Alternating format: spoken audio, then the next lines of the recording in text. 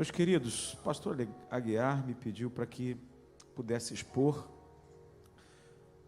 o capítulo 4 do livro de Filipenses, carta de Paulo aos Filipenses. Então, abra sua Bíblia, Filipenses, capítulo 4, nós vamos expor esse capítulo que é o último.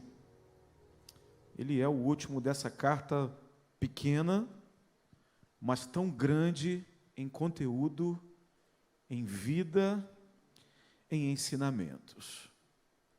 Nós vamos ler, a partir do 1, vamos ler até o versículo 9. Diz assim o texto: Portanto, meus irmãos, a quem amo e de quem tenho saudade, vocês que são a minha alegria e a minha coroa, permaneçam assim firmes no Senhor, ó amados. O que eu rogo a Evódia e também a Sintique é que vivam em harmonia no Senhor. Sim, e peço a você, leal companheiro de jugo, que as ajude, pois lutaram ao meu lado na causa do Evangelho, com Clemente e meus demais cooperadores, e seus nomes estão no livro da vida. Alegrem-se sempre no Senhor. Novamente direi, alegrem-se. Seja a amabilidade de vocês conhecida por todos. Perto está o Senhor. Não andem ansiosos por coisa alguma, mas em tudo, pela oração e súplicas, e com ação de graças apresentem seus pedidos a Deus. E a paz de Deus, que excede todo entendimento, guardará o coração e a mente de vocês em Cristo Jesus. Finalmente, irmãos, tudo que for verdadeiro, tudo que for nobre, tudo que for correto, tudo que for puro, tudo que for amável, tudo que for de boa fama, se houver algo de excelente ou digno de louvor, pensem nessas coisas. Ponham em prática tudo o que vocês aprenderam, receberam, ouviram e viram em mim, e o Deus de paz estará com vocês. Glórias a Deus. Meus irmãos, quem tem vindo aqui normalmente às terças? Deixa eu só ver. A maioria. Você que tem vindo todas as terças e está estudando sobre essa carta de Paulo à igreja de Filipe, você sabe que Paulo está escrevendo uma carta para uma igreja que ele ama muito. Ele tem um carinho especial por essa igreja. Igreja que agora está o socorrendo na prisão. Você também aprendeu que essa igreja, apesar de amada, está vivendo um momento de muita tensão, heresias, um momento de confusão entre os irmãos, pessoas que estão movendo na igreja assim com muita imaturidade, e Paulo, para tratar desse problema, ele tem uma dificuldade de estar preso. Ele não está lá. Está preso numa prisão romana. E uma prisão romana, irmãos, não é nenhuma colônia de férias. Uma prisão romana é um lugar frio, insalubre, que tem uma marca de humilhação e, dependendo do caso, até tortura. Mas mesmo que Paulo esteja nesse cenário, mesmo que ele esteja preso, mesmo que ele tenha que viver nesse contexto de prisão e de humilhação, ele está livre. Paulo está preso fisicamente, mas a sua alma está livre. Ele está livre para pregar o Evangelho, ele está livre para viver uma paz que só o Espírito pode dar, ele está livre para tratar o problema da sua igreja, ele está livre para viver o seu propósito de vida. Paulo está livre porque a liberdade dele não está baseada em circunstâncias. A liberdade de Paulo está baseada naquilo que ele espera da eternidade. Essa é a perspectiva dele. E quando Paulo vai tratar com os filipenses, o que ele derrama nessa carta é exatamente isso, de que apesar de tudo isso, ele está livre. E enquanto muitos no lugar de Paulo estariam tristes, chorando, amargurados, angustiados, ele está bem. Você deve conhecer, eu conheço, pessoas que, se chegar o momento de pagar um boleto e não conseguir, a vida dela acaba. Eu conheço pessoas que, se tiverem muito bem, entrarem na igreja, e você não der a paz do Senhor, a vida dela acaba. Eu conheço pessoas e lido com elas quase todos os dias, que se de repente, pastor Samuel, o senhor chamar elas para jantar, e a comida não estiver boa, a fé acaba. É algo inexplicável. Mas Paulo está construindo nessa carta uma mentalidade de alegria, de paz e de felicidade. Ele está exalando alegria, porque a sua fé, ela é incircunstancial. A fé de Paulo, a alegria dele, a perspectiva dele não está nas coisas desse mundo, aquilo que ele espera, aquilo que ele anseia, aquilo que ele aguarda. O seu maior tesouro está na eternidade. E meu irmão, quem tem essa esperança, a esperança naquilo que é eterno e que não é físico, a esperança que não depende de um bom relacionamento, quem tem a esperança em algo que é eterno e que não está aqui, ele não se abate por qualquer coisa. Não dá. Meus irmãos, eu não sei você, mas eu acho que eu cheguei num estado da minha vida, eu acho que qualquer coisa que acontecer aqui não me abala mais. Triste? Sim. Angustiado? Sim. Revoltado com alguém que me faz o mal? Sim. Sentindo falta por alguma coisa que eu preciso na minha vida? Sim. Mas a minha esperança está na eternidade. Louvado seja o nome do Senhor.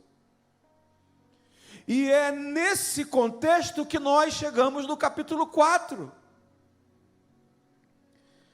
Então Paulo, ele vai nos mostrar agora, depois de tudo que aprendemos nesses 3 primeiros capítulos, é como viver uma fé capaz de suportar qualquer coisa, de viver qualquer situação. Angústia, tristeza, tempestade, rejeição, gente que quer tirar dos caminhos do Senhor, pessoas que te magoam, perseguição, seja o que for. Então ele entra no capítulo 4 com essa proposta. E ele divide aqui o capítulo 4 em 4 blocos. O primeiro deles, ele vai falar sobre a unidade da igreja, porque a igreja, os filipenses, eles têm que lidar com essa situação de inimizade por pessoas que pensam diferente, heresias na igreja, dissensões, e eles tinham que lidar com essa situação. Então ele começa esse capítulo fazendo uma exortação. E exortação aqui não é uma briga, um puxão de orelha. Exortação é motivação. Exortação é sacudir a pessoa para que ela continue a sua jornada. Isso é exortação. Então ele começa uma exortação dizendo o seguinte: meus irmãos a quem eu amo, irmãos de quem eu tenho saudade, vocês são a minha alegria, a minha coroa, permaneçam firmes no Senhor, ó amados. Continua firme, independente de qualquer coisa. Porque vocês têm que lidar com isso, eu sei que tem que lidar com isso, mas deixa eu explicar uma coisa: não existe igreja perfeita. Vocês estão com problemas entre vocês, vocês precisam resolver questões entre vocês, mas queridos, não existe igreja perfeita. Nunca existiu, nunca haverá, não existe. Mas em nome de Jesus, todas as vezes que vocês tiverem que lidar com essas questões, com esses problemas pessoais, com dissensões dentro da igreja, mantenham-se firme, não desista. Continua firme no Senhor. Igreja é lugar de problemas, igreja é lugar de muitas vezes discordância, de gente que dá trabalho. O pastor Russell Shedd, ele tinha uma observação muito interessante. Ele falava assim: meus irmãos, eu creio que tem gente que vai entrar no céu por uma misericórdia muito grande. Vai entrar sem olho, sem ouvido, sem boca, sem língua. Vai passar a vida inteira tomando pau. Poderia ter usufruído muito nessa vida, mas são pessoas que nunca aprendem. Mas pela misericórdia, Deus deixa essas pessoas sofrerem, para que Ele venha salvar naquele último dia. Igreja é isso. Igreja não é lugar de pessoas perfeitas. Igreja é um lugar de pessoas falhas, problemáticas, doentes, aflitas, mas que estão querendo morar no céu. E pela graça de Deus que alcançou a mim, que alcançou você e que alcançou essas pessoas, nós vamos juntos morar no céu, glorificando ao Senhor por toda a eternidade. O céu não é lugar de bons, é lugar de maus, que se renderam ao Deus bom. Amém, irmãos? Então Paulo fala: quando acontecer isso, continua.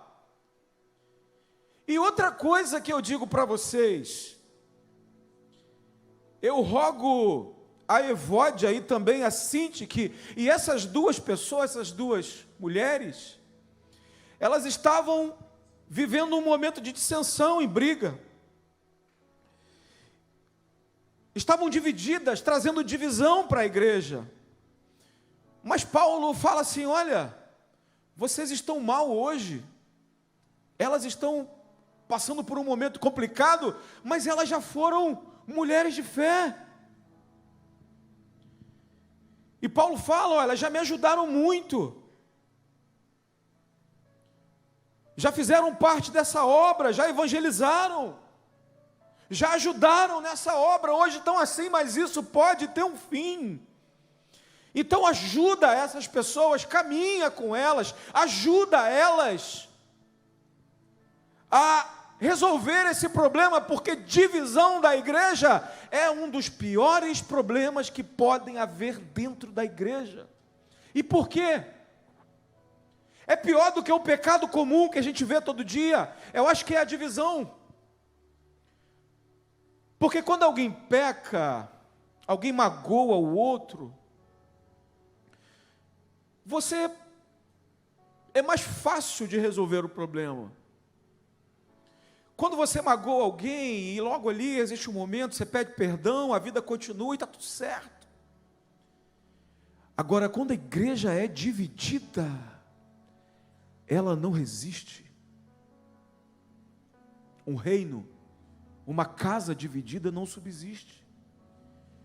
A divisão é um câncer que mata as igrejas. Existem igrejas que começam bem, trabalhos que começam bem e vão e continuam e crescem, mas quando há divisão, racha, acaba, é mau testemunho, é dissensão, é briga. Eu conheci, fiz parte de uma igreja que começou bem, uma igreja evangelística, evangelizava muito, missão, tudo maravilhoso, mas um belo dia a igreja vai crescendo, crescendo, pai briga com o filho, se desentende com o filho, e aí um foi para um lado, rachou a igreja, para o outro, montaram outro nome, e nisso são vidas que se afastam do caminho do Senhor. A divisão é um câncer. Então Paulo vem com esse olhar de graça, de misericórdia, fala, olha, elas estão divididas, mas ajuda elas. Ajuda, é mulher de Deus. Já trabalharam por essa obra. Ajuda elas. Uma igreja dividida, ela é fraca. Mas uma igreja unida, ela é invencível. E nós não precisamos ser iguais para ser unidos. Nós só precisamos ser povo de Deus. Quem é povo de Deus aqui? Deixa eu ver. Todo mundo? Se alguém não for, vai começar a ser hoje, em nome de Jesus. Eu não preciso ser igual a você. Você não precisa ser igual a mim. Você não precisa ter a minha mentalidade. Não precisa disso. Nós precisamos ter o mesmo propósito, porque estamos indo para o mesmo lugar, servimos ao mesmo Deus. Não importa as diferenças que temos, nós somos um corpo em Cristo. Um é cabeça, outro é braço, outro é perna, um é nariz, todo mundo faz falta, elas fazem falta, elas estão divididas hoje, mas cuida delas, resolve. Nós somos um corpo. E outra coisa, os seus nomes estão no livro da vida. Então Paulo, ao invés de julgar, ao invés de vir, não, ele cuida delas, dá assistência a elas. E no segundo bloco, que começa no versículo 4, então Paulo ele vai falar sobre a alegria e a firmeza em meio a todas essas lutas.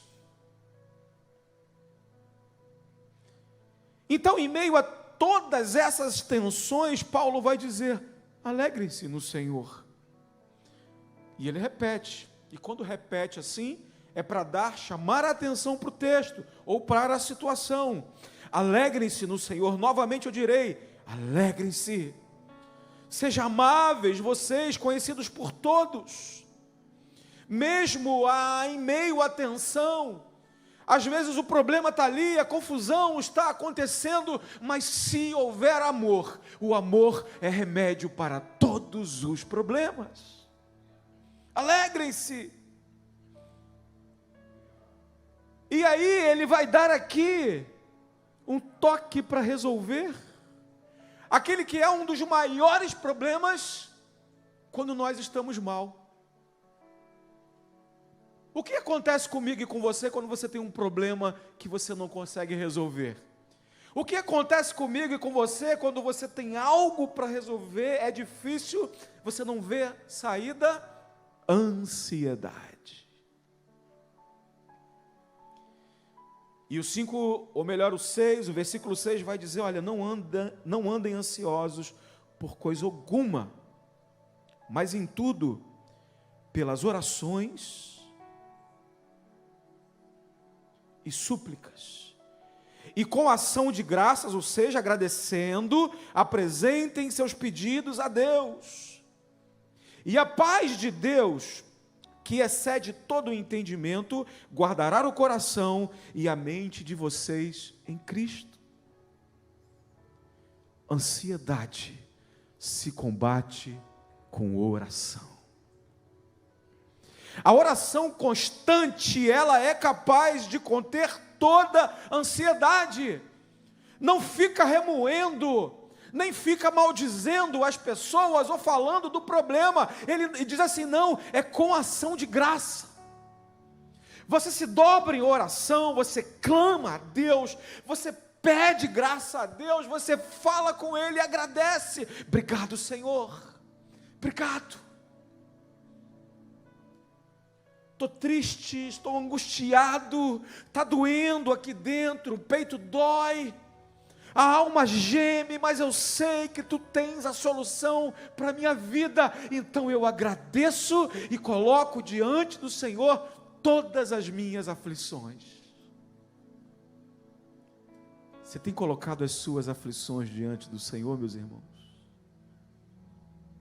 Ou tem vivido reclamando em todos os momentos de tensão? É fácil, né? É fácil quando alguma coisa falta reclamar. É muito fácil quando alguma coisa falta ir para Deus reclamando, mas Ele não, coloca as suas orações nos pés do Senhor e com ações de graças apresentem os seus pedidos a Deus. Então, agradecendo, você coloca os seus pedidos diante do Senhor. Pai, alguém me fez mal, mas eu agradeço o Senhor, porque eu sei que o Senhor tem um propósito nisso. Pai, está me faltando algo que, Senhor, para mim é muito difícil ficar com isso, Senhor, com essa falta, mas em nome de Jesus eu coloco no Teu altar, porque Tu és bom, Tu és maravilhoso, Tu és fiel, Tu és tremendo. Eu não vou reclamar, eu não vou maldizer ninguém, eu não vou ficar falando de ninguém, mas eu vou agradecer ao Senhor, porque o Senhor tem a solução para o meu problema. Ações de graça. E quando a gente faz isso, Ele tem uma promessa. Olha que tremendo, no versículo 7, Ele diz que a paz de Deus, que excede todo o entendimento, ou seja, a paz que você vai receber, quando você fizer isso, quando você colocar os seus pedidos a Deus, nos seus momentos de ansiedade, em ações de graça, sem ficar maldizendo, mas glorificando ao Senhor, quando você fizer isso, a paz de Deus, que excede todo o entendimento, ou seja, não tem explicação, não dá para entender, mas essa paz guardará o coração e a mente de vocês em Cristo Jesus. Quando eu não tento resolver os meus problemas sozinhos, quando eu não tento matar tudo no peito e coloco diante do Senhor, do altar do Senhor, agradeço a Ele, independente da situação, eu coloco aos pés, eu agradeço e eu creio que Ele pode fazer, e eu glorifico o nome dEle, vem uma paz sobre a minha vida, que nenhum homem pode explicar. E aí você está passando pela luta, e aí as pessoas olham para você e falam assim, meu Deus do céu, o que esse sujeito está sorrindo? O que essa mulher está rindo? Ela está sendo perseguida, ele está sendo perseguido, está cheio de problemas, cheio de angústia, e está sorrindo, porque existe uma paz que excede todo o entendimento, que vem às nossas vidas do céu, só Ele pode dar. Glória a Deus! A ansiedade, ela prende o nosso coração, mas quando a gente ora dessa forma, nós somos livres. Os nossos problemas nos oprimem. Mas a alegria do Senhor em nós nos liberta e nos sustenta. Esse homem está numa prisão. Esse homem está atrás das grades, sofrendo demais, mas ele é livre. Esse homem tem uma paz que excede todo o entendimento, porque ele não está reclamando da vida, ele colocou tudo que ele tem no altar do Senhor, com ações de graças, e Deus veio com misericórdia e o sustentou. Ele faz isso por nós. Isso é uma promessa de Deus. Então Paulo vai para o terceiro bloco, que ele vai falar sobre, a partir disso então, a partir do versículo 8, aonde ele vai dizer que você tem que buscar tudo que é bom, tudo que é verdadeiro, tudo que for nobre, tudo que for correto, tudo que for puro, o que for amável, se encha sempre de tudo que for bom. Ou seja, se a sua mente for saudável, se você se encher dessas coisas, tudo vai dar certo, tudo será bom. Os romanos, eles têm uma frase, você deve ter ouvido, que é a mens sana in corpore sana, ou mente são e corpo são. A gente não fica falando isso não, até porque é uma frase pagã. Mas os próprios romanos, eles já percebiam que uma mente saudável sustenta toda a vida. Mas Paulo, ele vai muito além. O que Paulo vai dizer é que não basta você cuidar de tudo, cuidar do corpo, você ter técnicas humanas, cuidar da mente, mas é preciso encher a sua mente com aquilo que vem de Deus, com o que é verdadeiro, com o que é justo, com o que é puro, e só se enchendo dessas coisas, experimentamos a paz de Deus. Irmãos, ninguém tem paz enchendo a sua cabeça de porcaria. Ninguém tem paz ficando no Instagram o dia inteiro. Ninguém tem paz vendo dancinha de TikTok. Ninguém tem paz na hora dos problemas, consumindo coisas que denigrem, que desconstroem. As pessoas pegam um celular, muitas vezes, está bem com Deus, está tranquilo, está numa semana maravilhosa, teve um culto maravilhoso, aí pega o celular. Esses dias eu estava em casa, peguei o celular ali, fiquei uns 20 minutos olhando. Aí passa um vídeo, um camarada lá falando mal de dízimo. Aí passa outro vídeo, um camarada falando mal da igreja do outro. Aí passa outro vídeo, gente fazendo dancinha de não sei o que lá. Aí passa um outro vídeo e outro, e porcaria, e porcaria, e porcaria. Irmãos, isso destrói a nossa mente. Destrói. E não é possível estar em paz, estar bem com Deus, se alimentando desse tipo de coisa. Então você quer ter essa paz, cuide para ter uma mente saudável. E uma mente saudável precisa ser cheia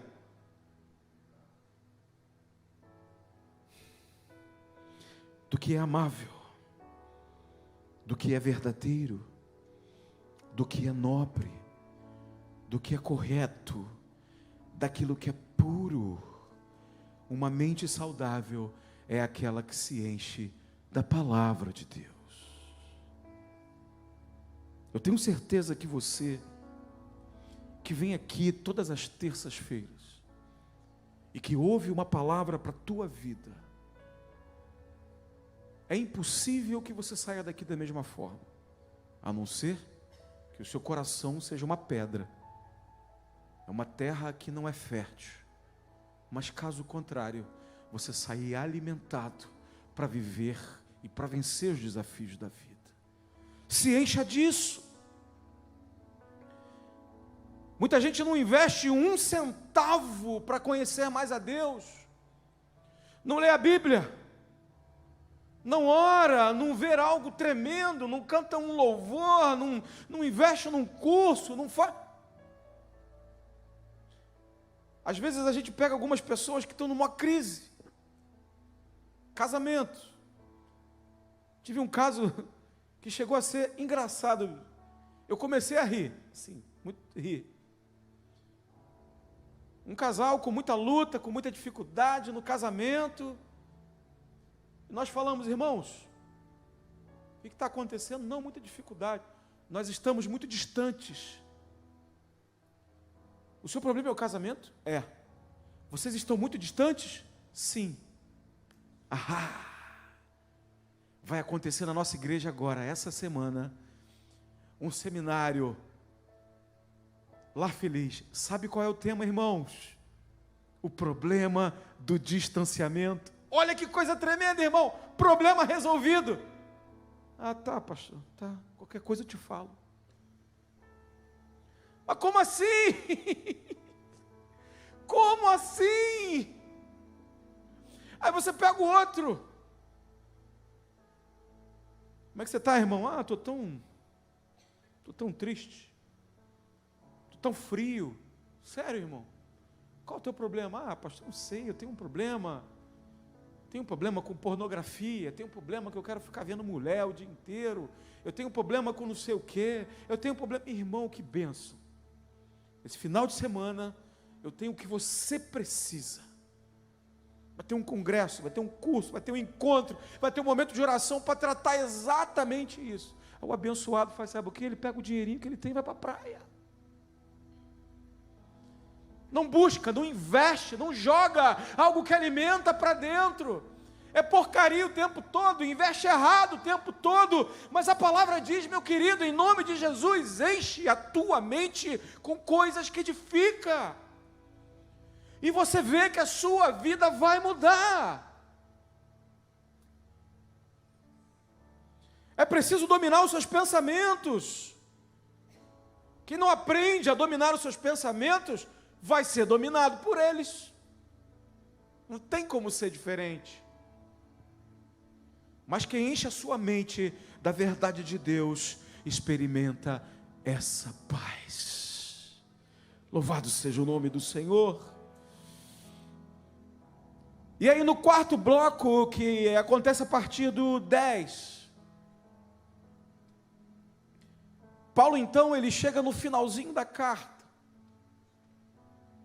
E para finalizar essa carta, ele vai falar sobre o contentamento e a confiança total e irrestrita no Senhor. Ele vai falar da sua alegria com essa igreja, porque finalmente, igreja, vocês renovaram o seu interesse por mim. Esse povo está cuidando de Paulo, está enviando oferta para ele, sustento para ele. Então ele agora vai falar sobre o contentamento. O contentamento, ele não é ficar parado com o que tem e não querer coisas maiores. Mas o contentamento, ele é o que? É ser feliz com o que você tem. Você pode querer outras coisas, você pode sonhar com outras coisas e deve batalhar por tudo aquilo que quer na vida.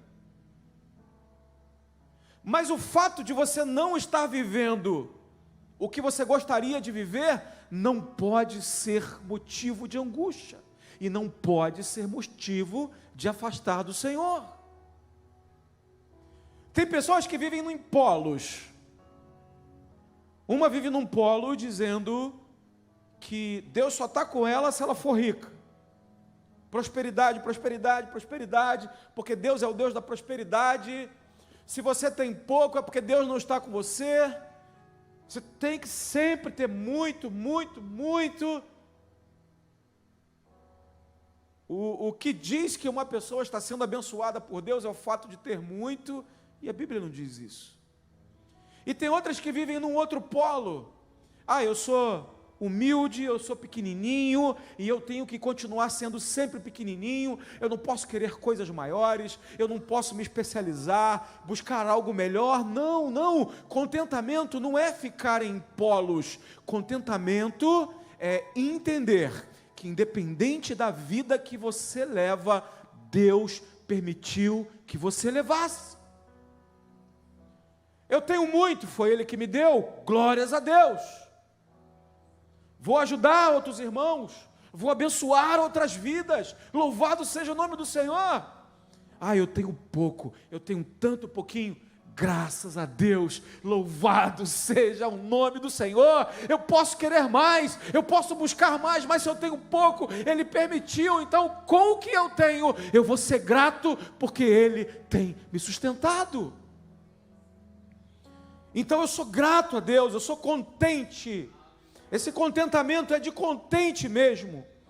O cristão, então, ele precisa ter a consciência de que independente do estilo de vida que ele vive, ou com muito, ou com pouco, ele tem um Deus que supre todas as suas necessidades, e ele tem um Deus que é maior do que qualquer coisa que ele tenha ou possa ter. É Ele. É dele, por Ele, tudo é dele. E aí Paulo vai dizer agora, que ele tem essa mente, ele entende isso, porque ele aprendeu um segredo. Ele aprendeu um segredo.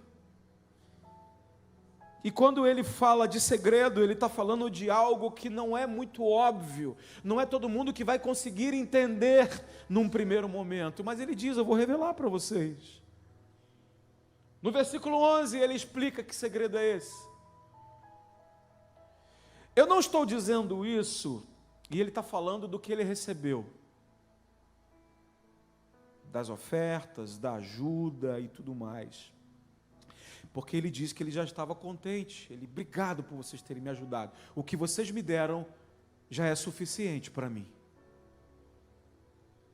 E ele vai dizer assim, eu não estou dizendo isso porque eu esteja necessitado, pois aprendi a adaptar-me a toda e qualquer situação ou circunstância.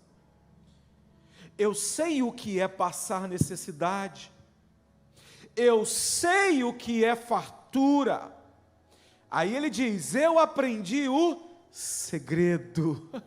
O segredo de viver contente em toda e qualquer situação. Seja bem alimentado, seja com fome, seja tendo muito, passando por necessidade, tudo eu posso naquele que me fortalece. Glória a Deus. Eu posso então qualquer coisa. Se eu ficar rico, está tudo certo. Se eu tiver muito, está tudo certo. É lícito. Se eu tiver nada, também está tudo certo. E eu se tiver um pouquinho, mas só um pouquinho, também está tudo certo. Porque eu já aprendi a ser contente em toda e qualquer situação. Não é conformado, é contente. Porque tudo que eu tenho, e tudo que eu vivo, e tudo que eu sou, e tudo que eu serei, é dele. É por Ele, é para Ele, e nada tem sentido se não for assim. Eu já aprendi que Ele me fortalece independente da situação que eu esteja. Não sou eu que me fortaleço, é Ele que me fortalece. Então, o segredo da vida cristã não é ter tudo, mas também não é ter nada, ou ficar sem nada. O segredo da vida cristã é depender totalmente de Cristo, em toda e qualquer situação.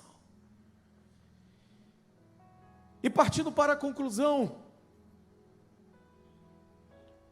Paulo então ele vai fechar essa carta, agradecendo por toda a ajuda,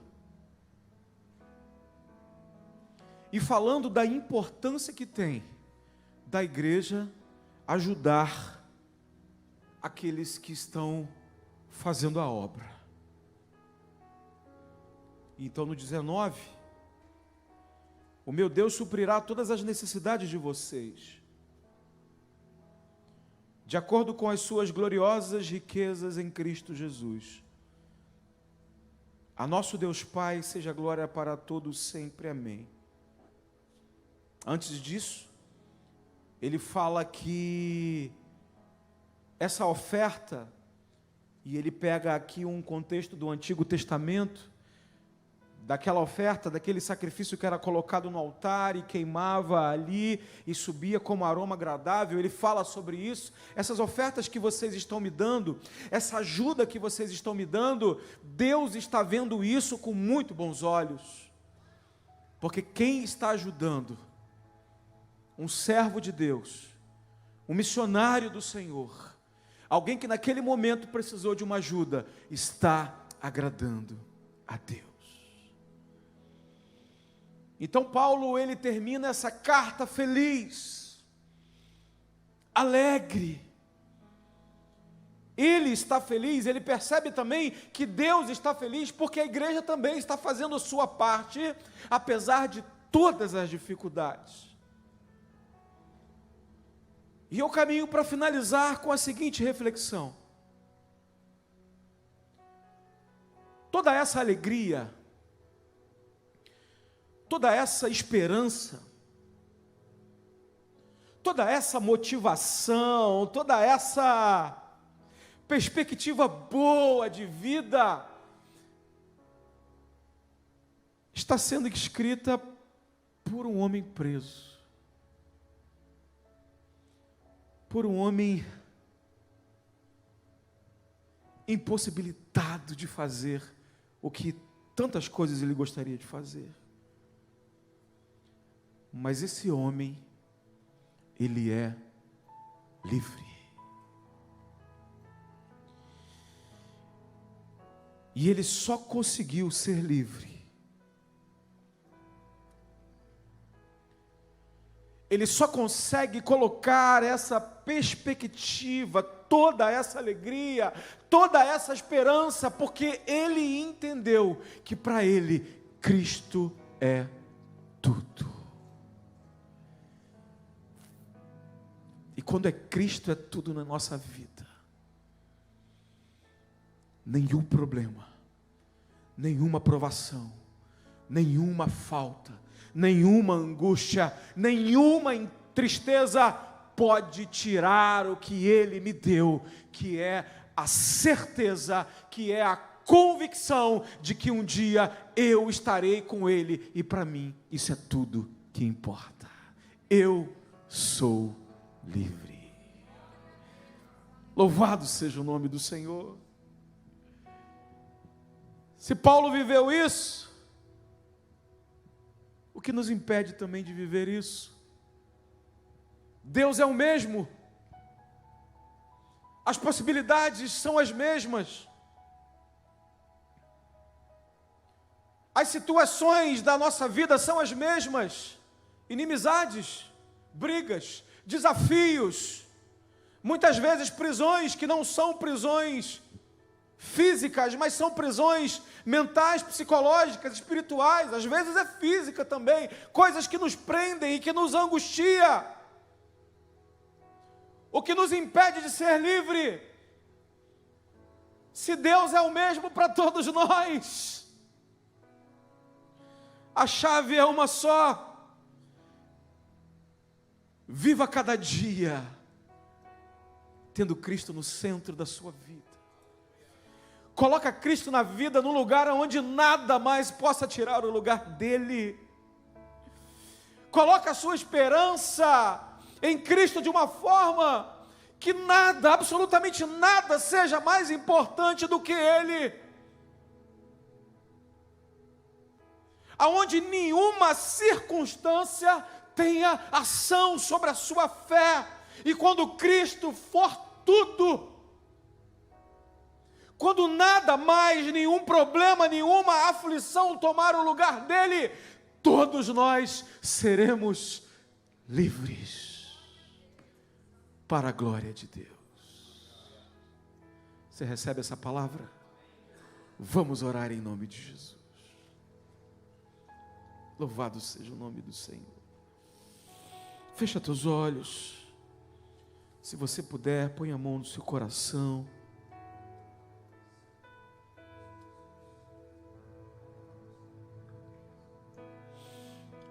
Pai, louvado seja o teu nome.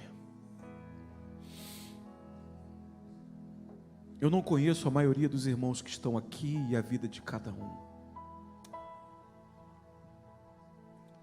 Mas a tua palavra, Senhor, nos chama a atenção para olhar para o Senhor com um olhar diferente. Nos ajuda, Senhor, não olhar para Ti como um complemento para a nossa vida, mas nos ajuda a olhar para Ti como o centro da nossa vida e concentrar em Ti tudo o que temos, tudo o que somos e tudo o que podemos ser, Senhor. Nos ajuda, Pai, a entender que Tu pode ser tudo o que precisamos na vida. Tu pode ser tudo o que precisamos, Tu és tudo o que precisamos, Senhor. Nos ajuda a pensar em Ti, nos ajuda a encher o nosso ser de Ti, a nossa mente, os nossos dias, as nossas noites. Tira de nós todo pensamento, toda influência, tudo aquilo, Senhor, que nos separa do Senhor. Pai, em nome de Jesus,